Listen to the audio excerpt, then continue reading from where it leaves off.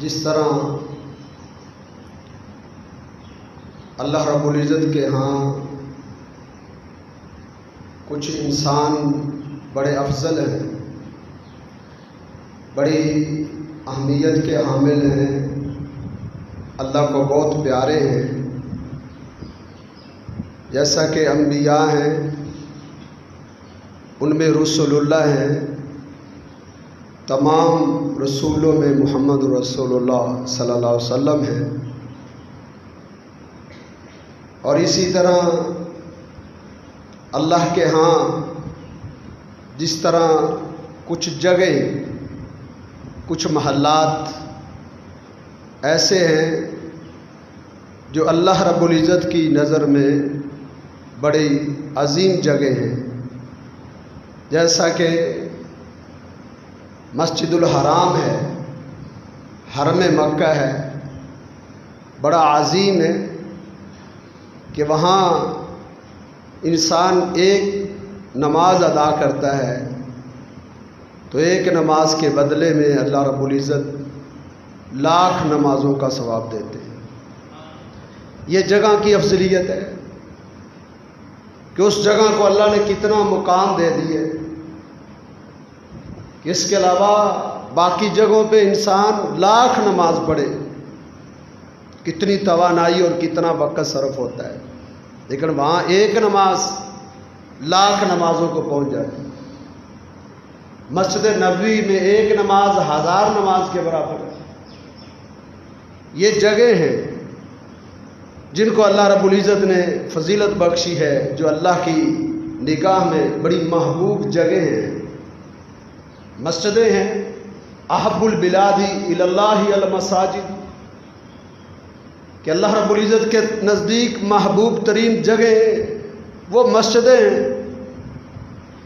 تو جس طرح یہ بعض مقامات اور بعض جگہیں اللہ کو زیادہ پیاری ہیں، اسی طرح ازمینہ میں سے، زمانوں میں سے، اوقات میں سے اللہ رب العزت کو کچھ گھڑیاں، کچھ اوقات، کچھ دن اور کچھ ہفتے اور کچھ مہینے اللہ کو بڑے ہی پیارے لگتے ہیں، وہ اللہ کو بڑے پسند ہیں، اللہ کو ان سے بڑی محبت ہے۔ جیسا کہ مہینوں میں رمضان المبارک کا مہینہ کس قدر عظیم ہے اللہ رب العزت کے ہاں، دنوں میں سے یوم الجمعہ یہ اللہ رب العزت کے ہاں عظیم ترین دن ہے، بڑی فضیلت والا دن ہے۔ اسی طرح راتوں میں سے لیلۃ القدر کی رات اللہ رب العزت کے نزدیک کتنی عظیم ہے۔ اسی طرح دنوں میں، مہینوں میں کچھ ہفتے ایسے ہیں، کچھ عشرے ایسے ہیں جس کو اللہ نے فضیلت بخشی ہے۔ ان عشرات میں یہ عشرہ جو ذی الحجہ کا ابتدائی عشرہ ہے، ابتدائی 10 دن ہیں، یہ بڑے عظیم دن، اور یہ اتنے عظیم دن ہیں کہ مسند بازار میں رسول اللہ صلی اللہ علیہ وسلم کا ارشاد گرامی ہے، افضل ایام الدنیا، دنیا کے تمام ایام سے افضل ترین دن، وفی روایت اعظم الایام الدنیا، دنیا کے دنوں میں سے عظیم ترین دن اللہ رب العزت کے نزدیک ایام العشر، یعنی ذی الحجہ، ذی الحجہ کے ابتدائی 10 دن ہیں، ایسے فضیلت والے دن پورے سال میں کوئی اور ایام نہیں ہے۔ امام ابن تیمیہ علیہ رحمہ سے ایک سوال پوچھا گیا تھا کہ رمضان کے ایام افضل ہیں یا ذی الحجہ کے ابتدائی 10 دن یہ افضل ہیں؟ تو انہوں نے بڑے واشگاف الفاظ میں دلائل سے مزین یہ بات فرمائی تھی کہ یہ جو ذی الحجہ کے ابتدائی 10 دن ہیں یہ اللہ کے ہاں اتنے عظیم ہیں اور اتنے بابرکت ہیں کہ پورے رمضان کے ایام ان کا مقابلہ نہیں کر سکتے۔ آپ اندازہ کریں کس قدر فضیلت والی بات ہے. تو ان 10 دنوں کی فضیلت اللہ کے ہاں رمضان سے بھی بڑھ کر ہے. یہ جمعہ جو اللہ نے اس عشرے میں ہمیں عطا کی ہے، اور ایک جمعہ اور آئے گا انشاءاللہ، اللہ نے ہماری زندگی رکھی تو ہم بھی اس سے مستفید ہوں گے. یہ جو جمعے ہیں یہ رمضان کے جمعوں سے کئی درجے افضل ہیں. ہمیں اس کا شعور ہی نہیں، ہمیں اس کی معرفت ہی نہیں، ہمیں اس کی پہچان ہی نہیں ہے کہ یہ ایام کتنے عظیم ایام ہیں اللہ رب العزت کے. ان 10 دنوں کے لمحات، اس کا ایک ایک لمحہ، ایک ایک سیکنڈ اور ایک ایک منٹ بڑا قیمتی ہے. ایک لمحہ بھی بڑا قیمتی ہے. کیوں؟ ایک لمحے میں، ایک سیکنڈ میں آپ سبحان اللہ پڑھ لیتے ہیں، ایک لمحے میں آپ الحمدللہ پڑھ سکتے ہیں، سبحان اللہ، اللہ اکبر پڑھ سکتے ہیں. اور اللہ کے پیغمبر صلی اللہ علیہ وسلم کا ارشاد گرامی ہے صحیح بخاری اور صحیح مسلم اور احادیث کی دیگر کتابوں میں کہ ما من ایام العمل الصالح فیہن احب الی اللہ من ھذل ایام یعنی العشر. ان 10 دنوں کی کوئی بھی نیکی اللہ کے ہاں اتنی محبوب ہے، اتنی پیاری ہے کہ پورے سال کی بڑی سے بڑی نیکی بھی ان دنوں کی چھوٹی سی نیکی کا مقابلہ نہیں کر سکتی.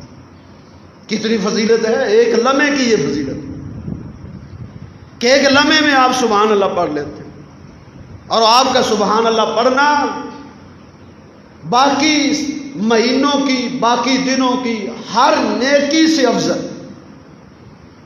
صحابہ کرام نے بڑی عام بات پوچھ لی. انہوں نے کہا ولل جہاد فی سبیل اللہ یا رسول اللہ، اللہ کے رسول کوئی نیکی بھی ایسی نہیں ہے، عام دنوں کا کوئی عمل بڑے سے بڑا ایسا نہیں ہے جو ان 10 دنوں کی چھوٹی سی نیکی کا مقابلہ کر سکے. آپ نے فرمایا ہاں کوئی عمل ایسا نہیں.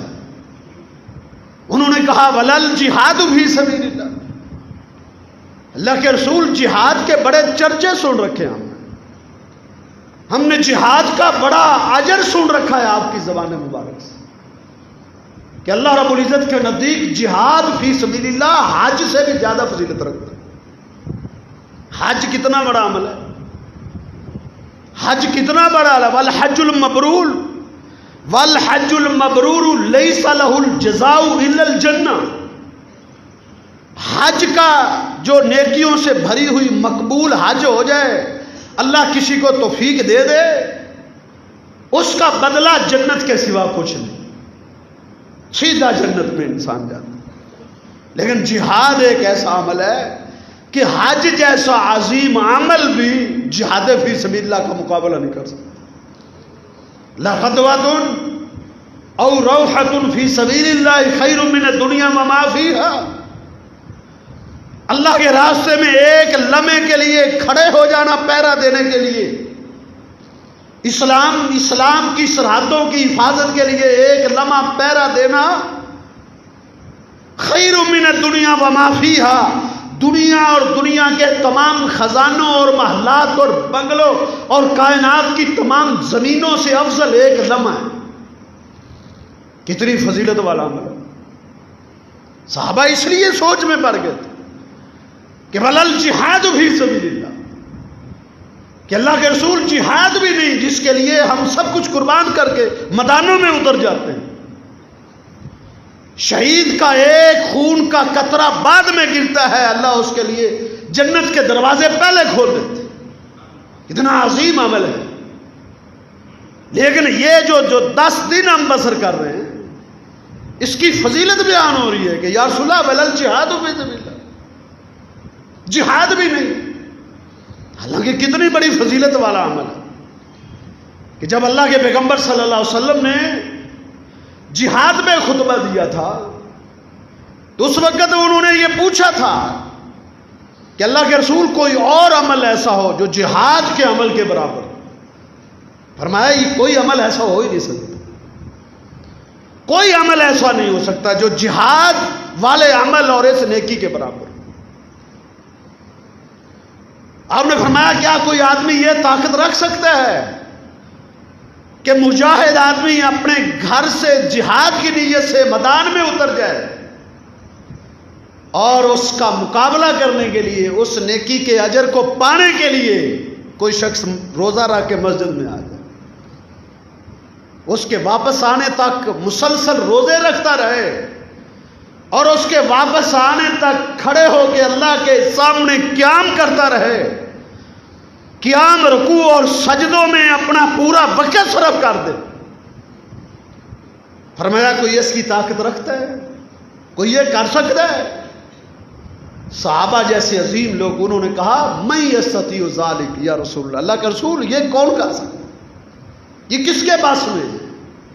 آخر اس نے جتنا بھی کوئی عبادت گزار ہے، شب زندہ دار ہے، بڑے بڑے اس دنیا میں آئے ہیں عبادت کرنے والے، 500 سال جنہوں نے اللہ کی عبادت کی ہے. کتنے ہی ایسے لوگ آئے ہیں انہیں موت بھی سجدے کی حالت میں آئی تھی، وہ بھی کھانے کے لیے تو وقت نکالتے تھے، بول و براز ان کی ضروریات ہوتی تھی، بول و براز کے لیے انہیں عبادت چھوڑ کے اپنی قضائے حاجات کو پورا کرنا ہوتا تھا.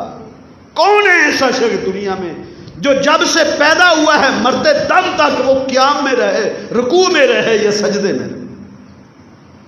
یہ عمل تو صرف فرشتے کرتے ہیں جن کے ساتھ اللہ نے یہ حاجات نہیں لگائی. نہ وہ کھاتے ہیں نہ وہ پیتے ہیں، نہ انہیں بول و براز کی حاجات آتی ہیں، یہ کوئی حاجت ان کو نہیں آتی.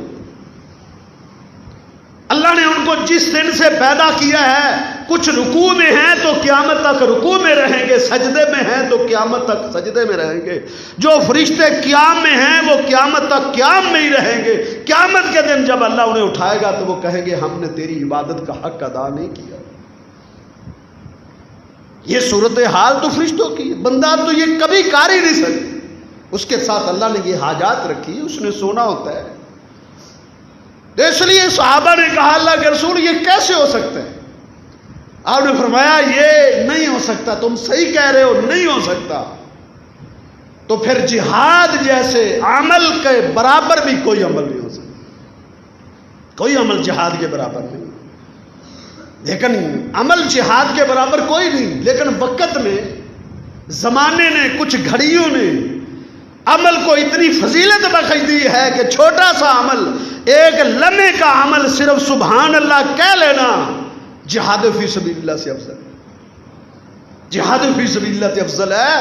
آپ کی زبان سے سبحان اللہ نکل جائے، اللہ کرے کہ نکل جائے، اللہ کرے کہ آپ کی زبان سے الحمدللہ ادا ہو جائے، اللہ اکبر یا اللہ کا ذکر ہماری زبانوں پر جاری ہو جائے تو کیا بات.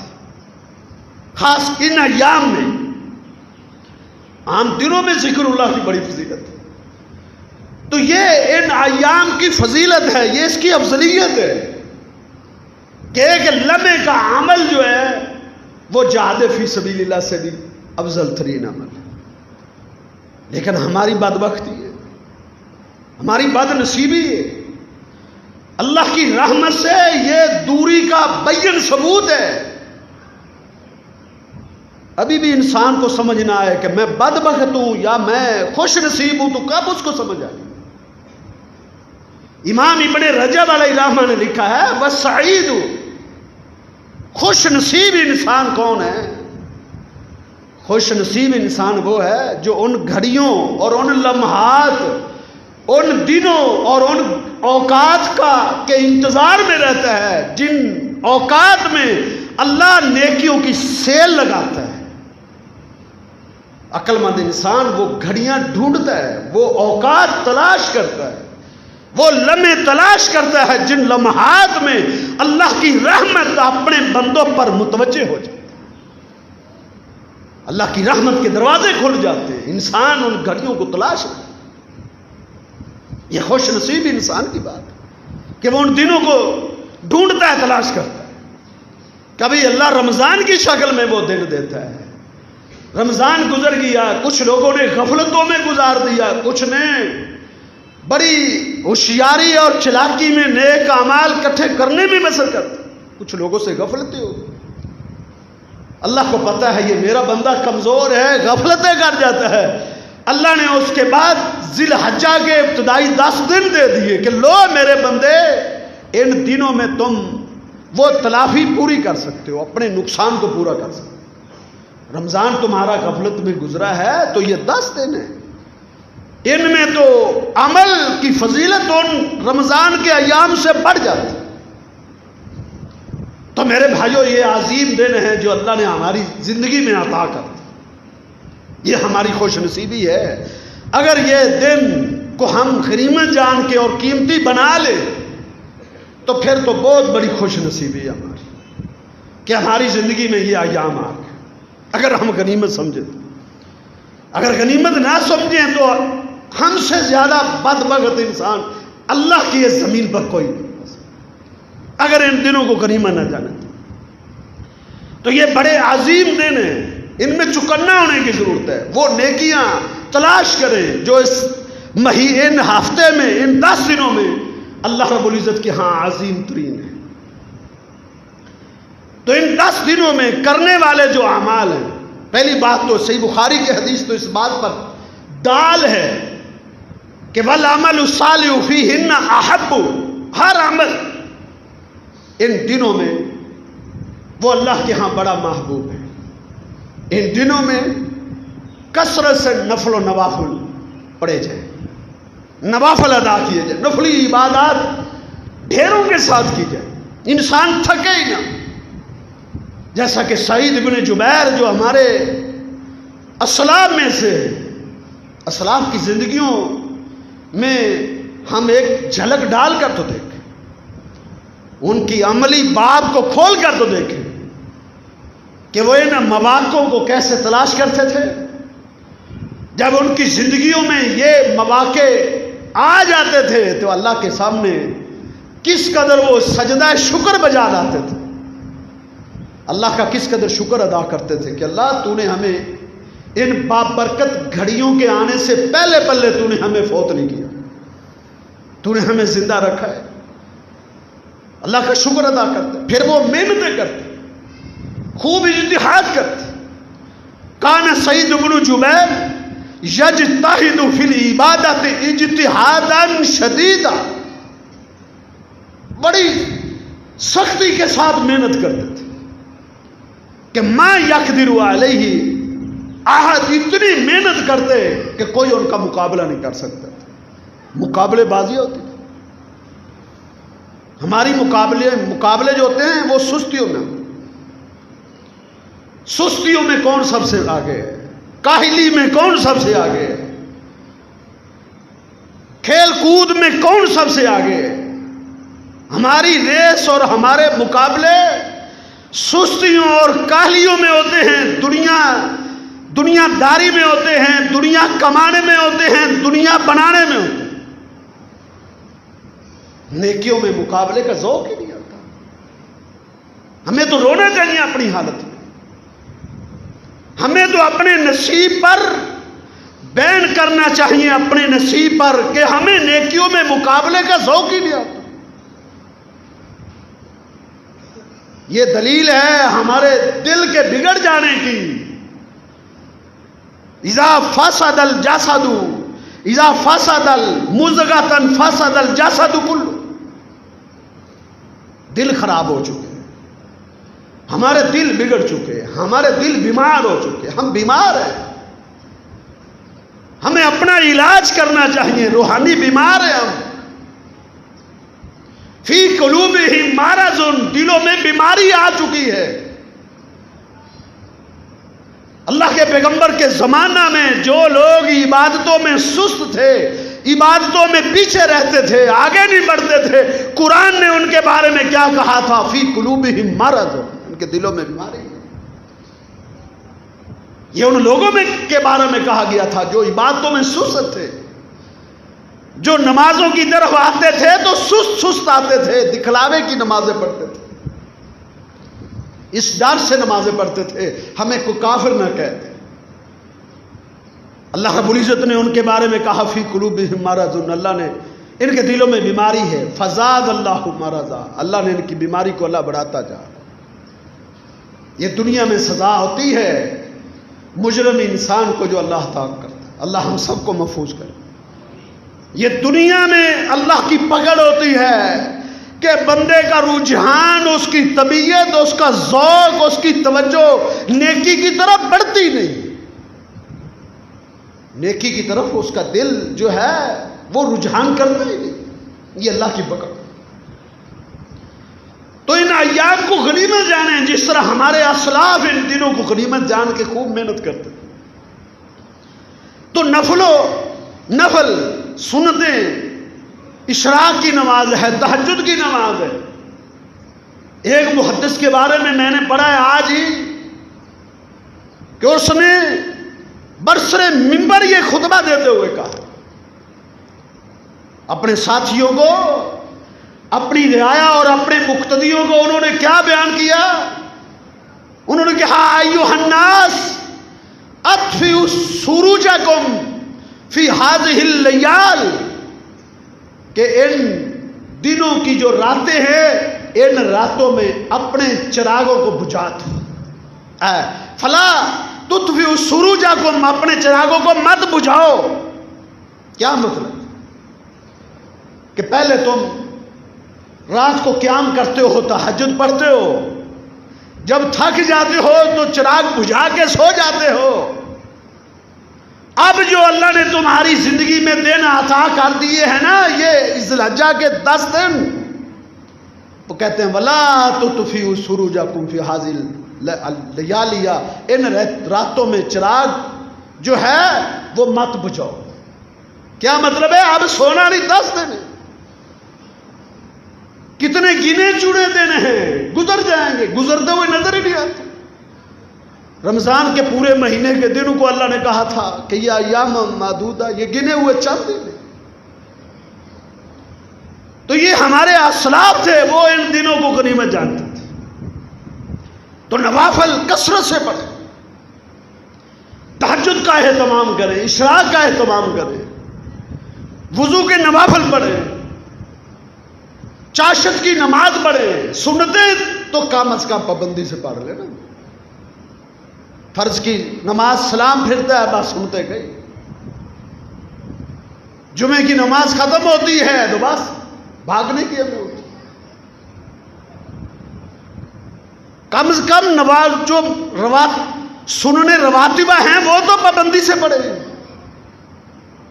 اللہ کے پیغمبر صلی اللہ علیہ وسلم نے ان سنتوں کو نہیں چھوڑا تھا۔ جب آپ کو جبریل نے آ کے یہ خبر دی تھی نا کہ من صلی فی یوم و لیلہ سنتی عشر رکعتن، جو دن اور رات میں 12 رکعت کی پابندی کر لیتا ہے، بنی لہ بہن بیت فی الجنہ، جنت میں اللہ اس کا محل تیار کروا دیتے، جو 12 رکعتوں کی پابندی کر لیتے۔ جبریل نے جب یہ خبر دی رسول اللہ صلی اللہ علیہ وسلم کو، اللہ کی طرف سے جب یہ وحی کا نزول ہوا، تو اللہ کے پیغمبر صلی اللہ علیہ وسلم نے ان سنتوں کو پھر کبھی نہیں چھوڑا تھا۔ زندگی میں ایک دن بھی ایسا نہیں آیا اللہ کے پیغمبر صلی اللہ علیہ وسلم کی زندگی کی ایک نماز ایسی نہیں تھی جس نماز کی آپ نے یہ سنتیں چھوڑی۔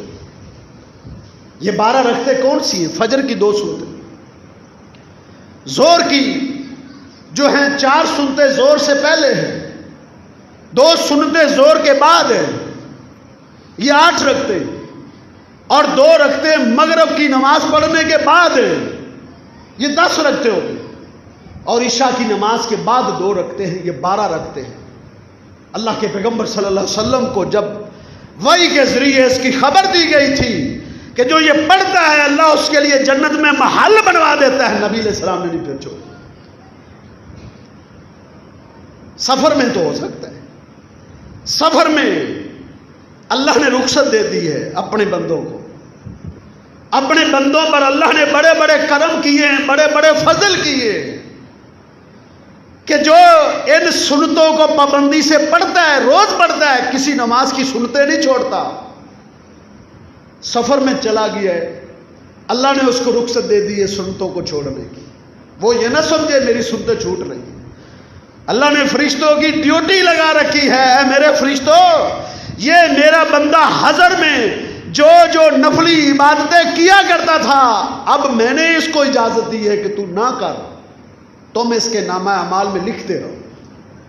فرشتے اس کے نامہ اعمال میں جتنی دیر سفر میں رہتا ہے وہ نوافل اور سنتے لکھتا رہتا ہے، حتیٰ کہ جو بیمار ہو جاتا ہے، بیماری میں نفلی عبادتیں نہیں کر پاتا، سنتیں نہیں پڑھ سکتا، تلاوت نہیں کر سکتا، لیکن صحت کے عالم میں وہ یہ ساری باتیں کیا کرتا تھا، قرآن کی تلاوت کرتا تھا، سنتیں اور نوافل پڑھتا تھا، تہجد پڑھتا تھا، اشراق پڑھتا تھا، ذکر و اذکار کرتا رہتا تھا، لمبا قیام کرتا تھا۔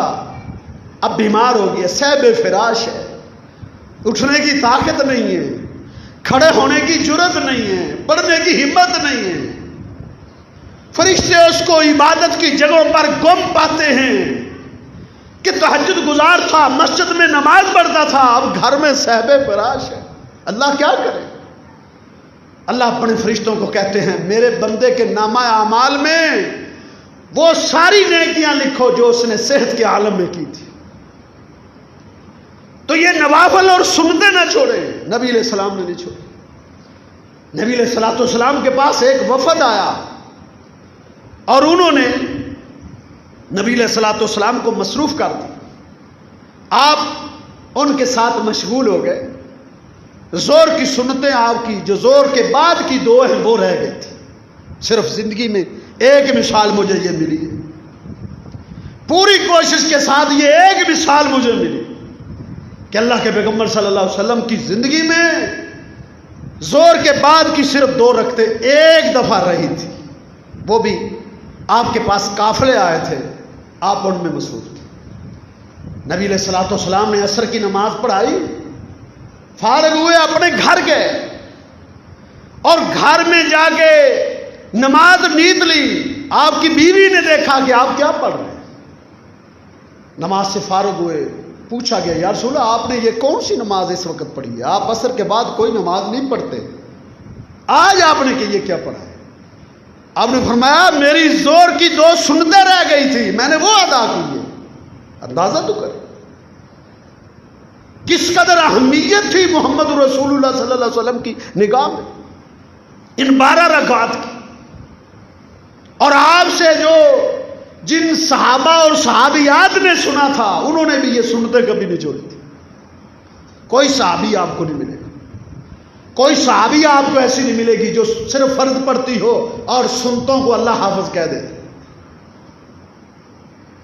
سیدہ ام حبیبہ بیان کرتی ہیں کہ میں نے جب رسول اللہ صلی اللہ علیہ وسلم سے یہ حدیث سنی تھی، ما ترکتہن منذ سمعتہن من رسول اللہ صلی اللہ علیہ وسلم، میں نے پھر زندگی میں کبھی بھی 12 رکعتیں چھوڑی نہیں۔ یہ آپ کی بیوی تھی جس نے یہ فضیلت اللہ کے پیغمبر صلی اللہ علیہ وسلم کی زبان مبارک سے سنی تھی۔ انہوں نے کہا میری زندگی میں پھر کوئی دن ایسا نہیں آیا۔ سیدہ ام حبیبہ سے حدیث سننے والا ان کا ایک شاگرد انباسا، وہ بیان کرتے ہیں کہ ما ترکتہن منذ سمعتہن من ام حبیبہ، کہ جب سے میں نے ان 12 رکعتوں کی فضیلت ام حبیبہ سے حدیث سنی ہے، اس دن سے لے کر آج تک میں نے یہ 12 رکعتیں نہیں چھوڑی۔ ان کا شاگرد انباسا کا شاگرد وہ بیان کرتا ہے عامر بن اوس، وہ کہتے ہیں ما ترکتہن منذ سمعتہن من عباسہ، عباسہ تابی سے جب سے میں نے ان 12 رکعتوں کی فضیلت والی حدیث سنی ہے، یہ 12 رکعتیں میں نے نہیں چھوڑی۔ اس کا ایک شاگرد ہے نعمان بن سالم، وہ بیان کرتے ہیں ما ترکتہن منذ سمعتہن من عباسہ من عامر ابن اوس، سے جب سے میں نے یہ فضیلت سنی ہے میں نے ان 12 رکعتوں کو نہیں چھوڑا۔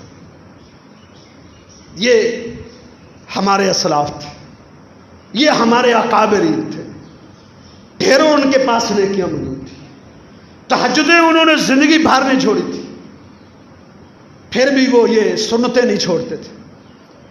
تو میرے بھائیوں، یہ جو عظیم دن اللہ نے عطا کیے ہیں، ان میں کثرت سے ہم نوافل ادا کریں، اشراق نہ چھوڑیں، تہجد نہ چھوڑیں، کم سے کم یہ سنتیں جو ہیں 12 یہ تو ان 10 دنوں میں پابندی کر لیں، اور اس کے ساتھ ساتھ کثرت کے ساتھ تلاوت کریں، کثرت کے ساتھ جو ہے اللہ کا ذکر کریں۔ ذکر کی بہت بڑی فضیلت ہے ان دنوں میں، ان 10 دنوں کی خاص عبادات جو اللہ نے ذکر کی ہیں اپنے قرآن میں، وہ ذکر کا ذکر کیا، وَيَذْكُرُ اللَّهَ وَيَذْكُرُ اسْمَ اللَّهِ فِي أَيَّامٍ مَّعْلُومَاتٍ، کہ یہ جو ذی الحجہ کے ابتدائی 10 دن ہیں، ان میں کثرت سے اللہ کا ذکر کیا جائے، کثرت سے اللہ کو یاد کیا جائے، کثرت سے تسبیحات پڑھی جائے۔ فَأَكْثِرُوا فِيهِنَّ التَّسْبِيحَ وَالتَّهْلِيلَ وَالتَّكْبِيرَ۔ اللہ کے پیغمبر صلی اللہ علیہ وسلم نے ان 10 دنوں کی فضیلت جب بیان کی تھی تو تب آپ نے کیا فرمایا تھا؟ فَأَكْثِرُوا فِيهِنَّ التَّهْلِيلَ، ان میں کثرت سے لا الہ الا اللہ پڑھا کرو، کثرت کے ساتھ لا الہ الا اللہ، یہ تحلیل ہے، لا الہ الا اللہ کی آوازیں کثرت کے ساتھ، یہ بڑا عظیم ذکر ہے، افضل الذکر لا الہ الا اللہ، اللہ کے ہاں افضل ترین ذکر لا الہ الا اللہ ہے، بڑا عظیم ذکر۔ جددوا ایمانکم بلا الہ الا اللہ، رسول اللہ صلی اللہ علیہ وسلم نے فرمایا تھا جس طرح لوہے کو زنگ لگ جاتا ہے، اس طرح دلوں پر بھی زنگ چڑھ جاتا ہے، ایمان بھی زنگ آلود ہو جاتا ہے۔ اپنے ایمان کی تجدید کیا کرو، ایمان کو ریگ مار مار کے تازہ کیا کرو۔ صحابہ نے پوچھا یا رسول اللہ کیسے ایمان کی تجدید کریں؟ فرمایا جددوا ایمانکم بلا الہ الا اللہ، کثرت سے لا الہ الا اللہ کی تسبیح ہم پڑھ کے اپنے ایمان کو رنگ روگن کیا کرو، اپنے ایمان کو تازگی بخشو۔ آج ہمارے ایمان بیمار ہو چکے ہیں، ہمارے ایمان کمزور ہو چکے ہیں، الایمان یزید و ینقص، ایمان بڑھتا بھی ہے، ایمان کم بھی ہوتا ہے، گناہ کرنے سے ایمان کم ہوتا ہے، نمازیں ذکر و اذکار چھوڑنے سے ایمان کمزور ہوتا چلا جاتا ہے، حتیٰ کہ ایمان جو ہے رائی کے دانے کے برابر رہ جاتا ہے، اس کے بعد ایمان ختم ہو جاتا ہے۔ ایمان کمزور ہوتا ہوتا رائی کے دانے کے برابر رہ جاتا ہے، ایمان گناہوں سے کمزور ہوتا ہے، اور مضبوط کیسے ہوتا ہے؟ نیکیوں کے ذریعے ایمان مضبوط ہوتا ہے، لا الہ الا اللہ کے ذریعے ایمان مستحکم ہوتا ہے۔ انسان کا ایمان اتنا مضبوط ہو جاتا ہے لا الہ الا اللہ پڑھنے کی وجہ سے کہ شیطان اس کے سائے سے بھی پھر ڈرنے لگتا ہے۔ جب وہ چل رہا ہوتا ہے شیطان اس کے سائے سے بھی خائف ہوتا ہے، ڈر رہا ہوتا ہے۔ جب ایمان مضبوط ہو جائے، مستحکم ہو جائے، بندے کا ایمان پہاڑ بن جائے، پھر شیطان ورگلا نہیں سکتا۔ شیطان اس وقت انسان کو پھنساتا ہے اپنے جال میں جس وقت انسان کا ایمان کمزور ہو چکا ہوتا ہے۔ جددوا ایمانکم بلا الہ الا اللہ، یہ اللہ نے ایمان کو تازہ کرنے کے ہمارے لیے دن دے دیے ہیں، راتیں عطا کر دی ہیں، خوب اللہ کا ذکر کر کے تلاوت کر کے لا الہ الا اللہ پڑھ کے اپنے ایمانوں کو مستحکم کر، اپنے ایمانوں کو مضبوط کر سکتے ہیں آپ۔ پھر آپ مسجد کی طرف اس قدر دوڑ کے آئیں گے، اللہ کی قسم اتنا تیزی کے ساتھ آپ اپنے کھیل کے میدان کی طرف نہیں جاتے، اس سے زیادہ آپ کے دل میں شوق اور جذبہ مسجد کا بیٹھ جائے گا، مسجدوں کی طرف بھاگ کے آتے تھے۔ یہی وجہ ہے ہمارے اسلاف اپنا ضروری کام کر کے فوراً مسجدوں کی طرف آتے تھے، ان کے ایمان بڑے مضبوط ہوتے۔ تو یہ دن بڑے قیمتی ہیں، اللہ کے ذکر میں اکثروا فیہن من التحلیل والتکبیر، کثرت سے تکبیریں پڑھیں، کثرت سے ان دنوں میں اللہ اکبر اللہ اکبر لا الہ الا اللہ واللہ اکبر وللہ الحمد، مختلف تکبیریں ہیں جو صحابہ کرام سے ثابت ہیں، ان میں یہ بھی ہے اللہ اکبر لا الہ الا اللہ واللہ اکبر، اللہ اکبر کبیرہ والحمد للہ کثیرہ وسبحان اللہ بکرۃ واصیلا، پڑھتے رہے۔ صحیح مسلم میں ہے کہ جب انسان اپنی زبان سے یہ کہتا ہے نا اللہ اکبر کبیرہ والحمد للہ کثیرہ وسبحان اللہ بکرۃ واصیلا، جب اس کی زبان سے یہ الفاظ نکلتے ہیں اللہ اس کے عمل کی قبولیت کے لیے جنت آسمان کے 8 دروازے کھول دیتے ہیں۔ انسان کی زبان سے یہ جملے نکلنے کی دیر ہے کہ آسمانوں کے دروازے کھول جاتے ہیں۔ آپ کے ہونٹوں کی جنبش کا انتظار ہے اللہ کو کہ آپ اپنے ہونٹوں کو اللہ کے ذکر میں ہلائیں۔ اللہ کس قدر اپنے انعامات کی برکھا برسا دے گا ہم حرکت تو کریں۔ ہمارے ہونٹ سارے کاموں میں زبان بڑی چلتی ہے، اللہ کے ذکر میں نہیں چلے گی، یہ بدبختی نہیں تو اور کیا۔ غیبتیں کرتے ہوئے کبھی تھکتے ہم؟ یہ جمعہ ہے نا 1 گھنٹہ مسئلہ بنا دیتا ہے ہمیں۔ تجربہ کر لیں، غیبتوں کی محفل لگا لیں، 10 گھنٹے بیٹھ کے آپ غیبتیں کرتے چلے جائیں، کوئی تھکنے کا نام نہیں لے گا۔ لیکن عبادت اللہ کا ذکر یہاں شیطان بیٹھنے نہیں دیتا۔ اس نے اس قدر ہم پہ جال اپنے ڈالے ہوئے ہیں، کثرت سے اللہ کا ذکر کرے، اکثروا فیہن من التحلیل والتکبیر والتسبیح والتحمید، الحمدللہ پڑھے، تکبیریں پڑھے۔ حضرت عبداللہ بن عمر رضی اللہ تعالیٰ عنہ، سیدنا ابو ہریرہ رضی اللہ تعالیٰ عنہما ان دنوں میں بازاروں میں نکل جاتے تھے، بازاروں میں یخرجان الی السوق، بازاروں میں گلیوں میں نکل جاتے، یکبرانی اونچی آواز سے ان دنوں میں اللہ اکبر کہتے، اللہ اکبر۔ دکاندار جب سنتے، کیونکہ اپنے کاروبار میں مصروف تھے، غافل ہو چکے تھے، جب وہ تکبیرات کو سنتے انہیں یاد آ جاتا کہ یہ تو تکبیریں پڑھنے کے ایام ہیں، یہ گھڑیاں، یہ لمحات، یہ اللہ کو یاد کرنے کے، نیکیوں کو جمع کرنے کے۔ اپنی دکانوں پہ بیٹھے ہوئے ان کے ہاتھوں میں ترازو ہوتے تھے تولنے کے، اور ان کی زبانوں پہ جاری ہو جاتا تھا وَيُكَبِّرُ النَّاسِ، لوگ بھی اللہ اکبر کی صدائیں بلند کرنا شروع ہو جاتے۔ آج ہمیں پتہ ہی نہیں ہے، پیدا ہم مسلمانوں کے محلے میں ہوئے ہیں، بستی مسلمانوں کی ہے، محلہ مسلمانوں کا ہے، شہر مسلمانوں کا ہے، کسی کو پتہ ہی نہیں ہے یہ کون سے دن ہیں، کون سے ایام آ چکے ہیں۔ صحابہ کرام ہمارے اسلاف رمضان سے زیادہ ان دنوں کو اہمیت دیتے تھے، مسجدیں زیادہ آباد ہوتی تھی، اللہ کے ذکر کے لیے لوگوں کو زیادہ توجہ ہوتی تھی، بازار بھی سج جاتے تھے، بازاروں میں بھی رونقیں لگ جاتی۔ رمضان میں تو صرف مسجدوں میں عبادت ہوتی تھی نا، ان 10 دنوں میں تو بازار اللہ کے ذکر سے گونج اٹھتے تھے اللہ کی تکبیروں سے۔ اللہ اکبر کبیرہ کی صدائیں لوگوں کو سنائی دیتی تھی۔ آج مسلمانوں کے گھروں میں یہ گونج دکھائی نہیں دیتی۔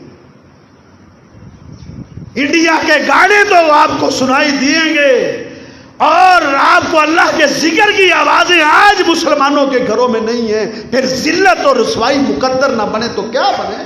زوری بات علیہم الذلۃ والمسکنہ۔ اس قدر ہم اللہ کے ذکر اور عبادات سے غافل ہیں۔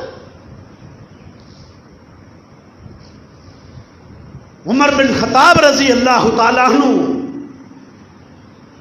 مینا میں اپنے خیمے میں بیٹھے ہوتے تھے، اتنی بلند آواز سے اللہ اکبر تکبیریں کہتے کہ سامع اہل المسجد، مسجد خیف، ان نمازیوں تک حضرت عمر بن خطاب کی آواز پہنچتی تھی۔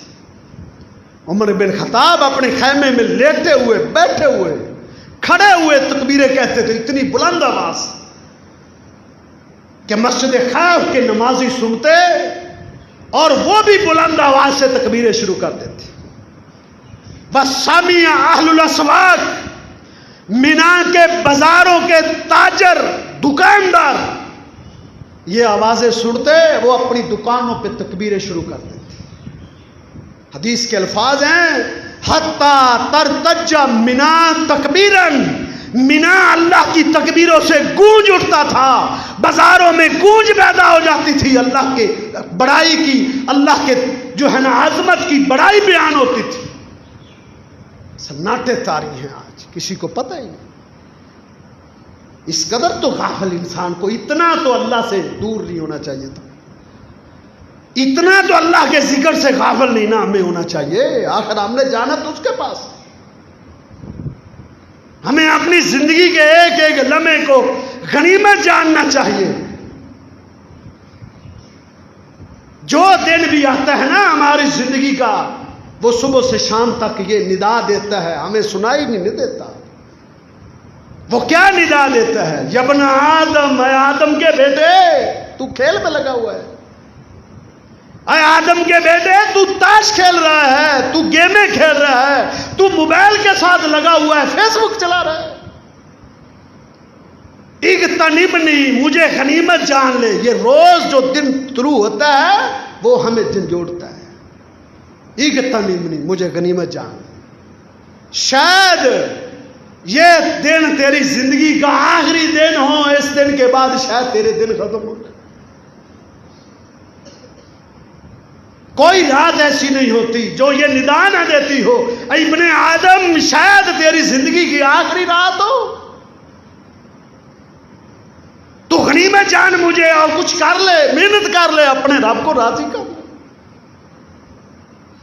سالوں کے سال برباد کر رہے ہیں، 60 70 سال گزار دیے ہیں صرف دنیا بنانے میں، دنیا سجانے میں، دنیا چمکانے میں، اور کیا نکالنے. ابھی بھی عقل نہیں آئی تو کب آنی ہے ہمیں عقل؟ 30 سال گیمیں کھیلتے ہوئے بسر کر دیے. اب تو وقت آیا ہے اپنے رب کو راضی کرنے کا، محنت کرنے کا. اللہ کے پیغمبر صلی اللہ علیہ وسلم تو جھنجھوڑ کے کہہ گئے اغتنم خمسن قبل خمس، او میری امت کے لوگوں 5 چیزوں کو 5 چیزوں سے پہلے غنیمت جانیے گا.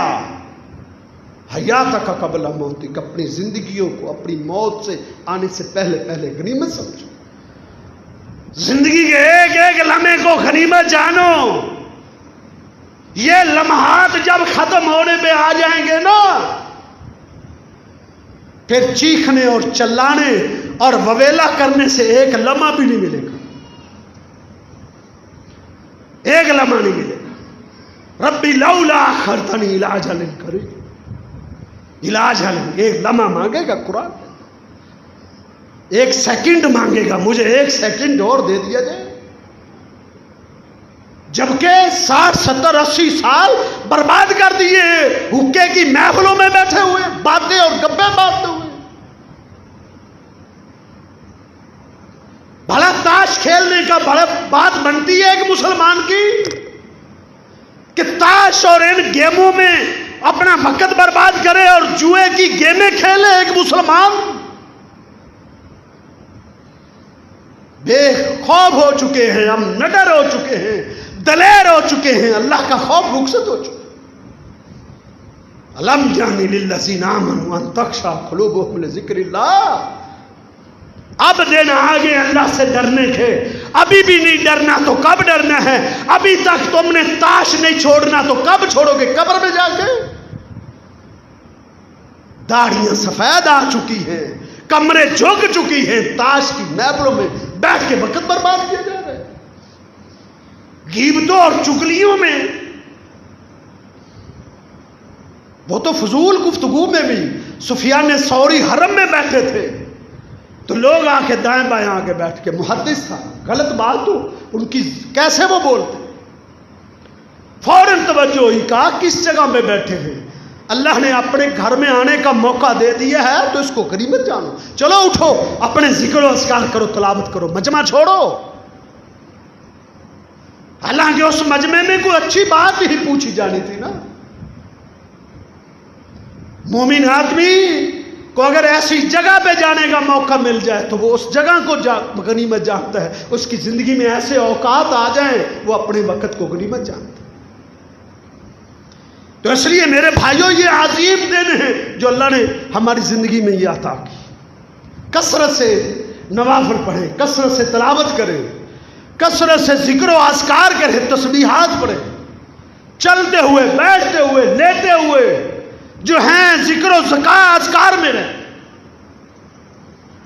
اور ان 10 دنوں میں ان سے بھی افضل ترین دن وہ 9 ذی الحجہ کا ہے.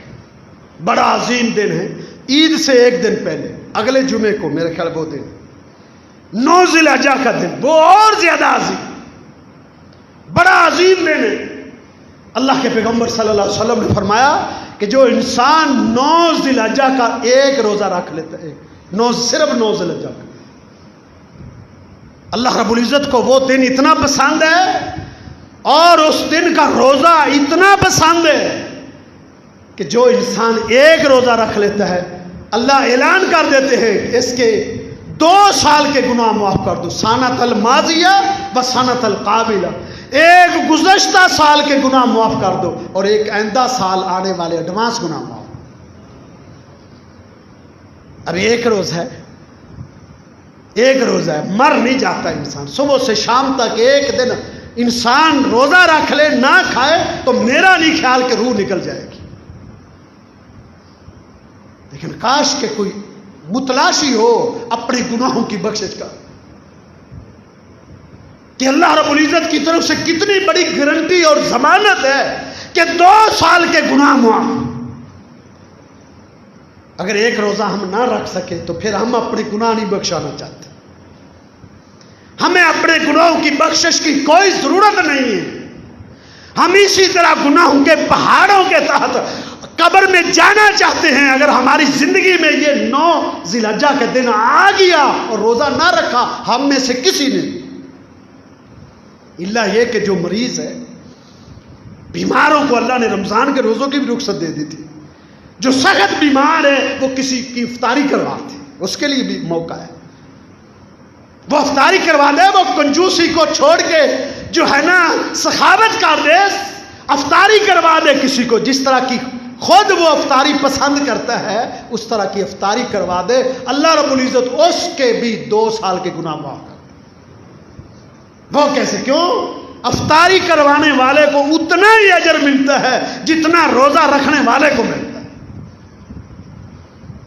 تو کوئی بندہ بھی جو اپنے گناہوں کی بخشش چاہتا ہے, کل اللہ کو ایسے ملنا چاہتا ہے کہ وہ گناہوں سے پاک اور صاف ہو, اس کا دامن گناہوں سے صاف ستھرا ہو, تو وہ 9 ذی الحجہ کا روزہ نہ چھوڑے. اس کے بعد اپنی زندگی کو سیدھا رکھے, صاف ستھرا رکھے, تو کوئی پرواہ نہیں اس کو. 9 ذی الحجہ کا روزہ رکھ لے, حقوق العباد کو ادا کرے, بندوں کے حقوق غصب نہ کرے, اور بندوں کے حقوق ادا کر دے جو اس کے دامن کے ساتھ ہیں. پہلے زندگی اس کی جیسے بھی گزری ہے, گناہوں میں گزری ہے, نافرمانیوں میں گزری ہے, آئندہ سے اپنی زندگی کو صاف ستھرا رکھے. کوئی پرواہ نہیں اس کو, جس وقت مرضی مالک الموت آ جائے گا. جب صاف ستھری زندگی بسر کرے گا تو کیا کہو. تو اس لیے یہ روزے جو ہیں یہ کثرت سے رکھے جائیں. یہ 9 روزے پورے بھی اللہ کے پیغمبر صلی اللہ علیہ وسلم نے رکھے. نبی علیہ الصلوۃ والسلام نے تو ذی الحجہ کے پورے 9 روزے رکھے. 9 روزے رکھنے چاہیے. نہیں رکھ سکتے تو کم سے کم 9 ذی الحجہ کا روزہ ضرور رکھیں. جو بیمار ہے وہ کسی کو رکھوائے. بالکل رمضان کی طرح ایک ماحول بن جانا چاہیے ہمارے گھروں میں. میں تو سمجھتا ہوں یہاں مسجدوں میں سحری کے وقت پوری ندا, یہ پورا عشرہ ہونا چاہیے کہ لوگوں کو سحریوں کے لیے اٹھایا جائے. صحابہ رمضان سے زیادہ اس عشرے کو جاگتے تھے, اس کو اہمیت دیتے تھے. سناٹے تاری ہیں, کوئی پتہ ہی نہیں ہے کہ کتنے قیمتی دن گزر رہے ہیں. کسی کو معمولی پتہ چل جائے کہ اس فلاں چیز مہنگی ہو گئی ہے تو وہ بڑی نظر رکھتا ہے، ہر ایک کی ہر چیز پر نظر، سب کی نظر ہے، کون کون سی نوکری کا اعلان ہو رہا ہے سب پتہ ہے، میڈیا پہ نظر ہے، لیکن ہماری نظر نہیں ہے تو اس چیز پر نہیں ہے کون سی گھڑیاں کون سے اوقات زیادہ فضیلت والے آنے والے ہیں یا آ چکے ہیں، ادھر ہماری توجہ نہیں۔ تو 9 ذی الحجہ کا دن بڑا عظیم ہے، اور اس کے بعد 10 ذی الحجہ، وہ تو ان دنوں سے بھی افضل ترین دن۔ اللہ کے پیغمبر صلی اللہ علیہ وسلم کا فرمان ہے اعظم الایام یوم النحر، نہر کا دن، قربانی کا دن عظیم ترین دن۔ اس دن اللہ اپنے بندوں کو جہنم سے آزاد کرتا ہے، وہ قربانی کے اس دن خون بہانا ہے، اس دن قربانیاں کرنی ہیں، اپنے اللہ کے دیے ہوئے مال میں سے قربانیاں خرید کر یا جو پال رکھی ہیں ان کو اللہ کے راستے میں قربان کر۔ یہ ایک صدقے اور سخاوت کی بڑی زبردست بھی کہ انسان اپنے پالے ہوئے جانور کو قربان کرتا ہے۔ جد الانبیاء علیہ الصلوۃ والسلام جن کی یہ سنت تھی، سنت ابیکم ابراہیم، یہ جو تم جانور ذبح کر رہے ہو یہ تمہارے باپ ابراہیم کی سنت ہے۔ ان کی سنت کیسے ہے؟ وہ اپنے بیٹے کو ذبح کرنے جا رہے تھے، بیٹے کو ذبح کرنے جا رہے تھے، اللہ نے حکم دے دیا تھا، ایک ہی بیٹا تھا اس وقت ان کا، ایک ہی، اسحاق علیہ السلام بعد میں پیدا ہوئے، اس وقت صرف اسماعیل علیہ السلام تھے، اور بڑھاپے کے عالم میں 80 سال کی ان کی عمر تھی، اللہ نے ان کو بڑھاپے میں بیٹا تھا، اللہ نے کہا جاؤ اس کو ذبح کر دو۔ مینا میں لے جا رہے تھے ذبح کرنے کے لیے، شیطان جگہ جگہ آتا رہا ہے، جگہ جگہ مقابلے میں آتا تھا، وسوسے ڈالتا تھا، کیا کرنے لگے ہو، تیرے بڑھاپے کا یہ سہارا بننے والا ہے، یہ تیرا بڑھاپے کا سہارا ہے، اپنے ہاتھوں سے اس کو ذبح کرنے جا رہے ہو۔ کنکریاں اٹھاتے تھے، اس پر مارتے تھے، تو مجھے میرے رب کا نافرمان بنانے لگا ہے، تو مجھے اپنے رب کی اطاعت سے پھیرنے لگا ہے، میرے رب کا حکم ہے وہ مجھے میری اولاد سے زیادہ محبوب ہے۔ آج ہمیں اپنی دولت پسند ہے، مربع زمینیں موجود ہیں، کہتے ہیں مقروض ہیں، بلا قربانی ہم پر فرض ہے، اور جو پلاٹ، جو محلات، جو زمینیں تم نے بنا رکھی ہیں، کیا وہ بیچ کے تم قربانی نہیں کر سکتے؟ ابراہیم علیہ السلام اپنے بیٹے کو ذبح کرنے جا رہے تھے، اللہ نے تذکرے کیسے در کیا اپنے پیغمبر کے؟ اللہ فرماتے ہیں اذ ابتلی ابراہیم ربہ بکلمات فتمہن، اللہ نے فرمایا میں نے ابراہیم علیہ السلام کو اپنا دوست کیوں بنایا تھا؟ وہ میری ساری آزمائشوں میں پورا اترا تھا۔ اذ قال لہ ربہ اسلم قال اسلمت لرب العالمین، اللہ نے اس کو جب بھی کوئی حکم دیا ہے فوراً اللہ کے حکم پر جو کیا تھا، سب کچھ قربان کر کے آج اپنے بیٹے کو ذبح کرنے جا رہا ہے۔ آج چشم فلک عجب منظر دیکھ رہی ہے۔ کبھی اسماعیل علیہ السلام کی والدہ ہاجرہ علیہ السلام کے پاس جا کے شیطان اس کو برگرا رہا ہے، تیرے بیٹے کو ذبح کرنے جا رہے ہیں، وہ کہتی اللہ کا حکم ہے تو کوئی پرواہ نہیں ہے، ہم بھی اللہ کے ہیں۔ 3 مقامات پہ شیطان نے وسوسہ ڈالا، لیکن ان وسوسوں کو بالائے طاق رکھتے ہوئے بڑھتے جا رہے، ذبح کرنے کے لیے تیار ہوئے۔ اپنی باپ بیٹا کہتا ہے اسماعیل، جنہوں نے باپ کو کہا تھا، جب باپ نے کہا تھا بیٹے کیا خیال ہے تیرا، میں نے خواب میں دیکھا ہے میں تجھ کو ذبح کروں۔ نبی کا خواب وہی ہوتا ہے، بیٹا میں نے خواب دیکھا ہے کہ میں اپنے ایک اکلوتے بیٹے کو اپنے ہاتھوں سے ذبح کر رہا ہوں، تیرا کیا مشورہ ہے؟ بیٹے نے کیا کہا تھا؟ یا ابت افعل ما تؤمر، اے میرے باپ پھر انتظار کس چیز کا ہے، تیرے رب نے جو حکم دیا ہے وہ کر گزر۔ پھیر دے چھری، ذبح کرنے لگے۔ کہا بابا اپنی آنکھوں پہ پٹی باندھ لو، شاید چھری چلاتے ہوئے تجھے کہیں میری محبت آڑے نہ آ جائے اور اللہ کی نافرمانی ہو جائے، تو اپنے آنکھوں پہ پٹی باندھ لی۔ اللہ کے پیغمبر نے اور جھکا دیا اور لٹا دیا اپنے بیٹے کو، ہاتھ میں چھری ہے، چلا رہے چھری کو، آنکھیں کھولی تو دمبا ذبح ہو چکا تھا، اللہ نے آزمائش میں پورا کر دیا تھا اور جنت سے ایک دمبا اتار دیا تھا، اور اسماعیل علیہ السلام سائڈ پہ کھڑے تھے، فرشتے نے دمبا نیچے کر دیا، دمبا کٹ گیا تھا، کہا آج کے بعد وَفَدَيْنَاهُ بِذِبْحٍ عَظِيمٍ، یہ اونٹ اور یہ گائیاں، یہ بکرے اور یہ چھترے جو تم ذبح کرتے ہو، اللہ فرماتے ہیں فَدَيْنَاهُ بِذِبْحٍ عَظِيمٍ، یہ بڑے ایک عظیم ذبیحے کے بدلے میں آیا ہے۔ ہم 20-30-40 ہزار روپے کی قربانی، اس پر چھری پھیرنا ہمارا مسئلہ بنے۔ اللہ کے بندو خوشی کے ساتھ اللہ کے راستے میں قربانیاں کرو۔ اگر پیسے پاس نہیں ہیں اور تم سمجھتے ہو کہ جو ہے نا فصل تیار ہونے والی ہے یا بکنے والی ہے یا کہیں سے پیسے آنے والے ہیں، آپ قرض بھی لے سکتے، کہیں قرآن حدیث میں یہ نہیں ہے کہ قرض لے کر آپ قربانی نہیں کر سکتے، یہ کہیں یہ منع نہیں آیا۔ ہاں آپ پہلے سے مقروض ہیں، غریب ہیں، مفلس ہیں، آپ کے پاس جو ہے نا کہیں سے آمدن آنے کی کوئی امید نہیں ہے، تو پھر آپ قرضہ نہ لیں، لیکن اللہ نے آپ کو وسائل دیے ہیں، آ سکتا ہے آپ قربانی کریں۔ 10 ذی الحجہ کا عظیم ترین عمل قربانی۔ اللہ کے پیغمبر صلی اللہ علیہ وسلم نے فرمایا تھا من وجد السعی، جس کے پاس طاقت ہے، کیا مطلب ہے؟ اس کی زمین ہے، اس کے پاس کاروبار ہے، اس کے پاس ملازم ہے، مزدور ہے، ملازمت ہے، اس کی نوکری ہے، طاقت موجود ہے، اور پھر وہ قربانی نہ کرے، اللہ کے پیغمبر صلی اللہ علیہ وسلم نے فرمایا فلا یقربن مصلانا، اس کو ہماری عیدگاہ آنے کی کوئی ضرورت نہیں ہے۔ پھر مسلمانوں کی عیدگاہ میں آتا ہے وہ، حالانکہ اللہ کے پیغمبر صلی اللہ علیہ وسلم نے عید پڑھنے کے لیے ان عورتوں کو بھی کہا تھا جن کے پاس پردے کی چادریں نہیں ہیں کہ وہ اپنی سہیلی کی چادر میں چھپ کر وہ بھی آئیں۔ جن عورتوں نے نماز نہیں پڑھنی، عید کے لیے دعاؤں میں شامل ہونے کے لیے وہ بھی آئیں، نماز نہ پڑھے لیکن وہ بھی آئیں۔ لیکن جس نے قربانی نہیں کی، کتنی سخت وعید، استطاعت ہے تو ڈانٹا ہے اللہ کے پیغمبر صلی اللہ علیہ وسلم نے۔ اللہ مجھے اور آپ کو عمل کی توفیق عطا فرمائے۔ یہ عظیم دن ہیں، ان دینوں کو قیمتی جاننے کی توفیق بخشے۔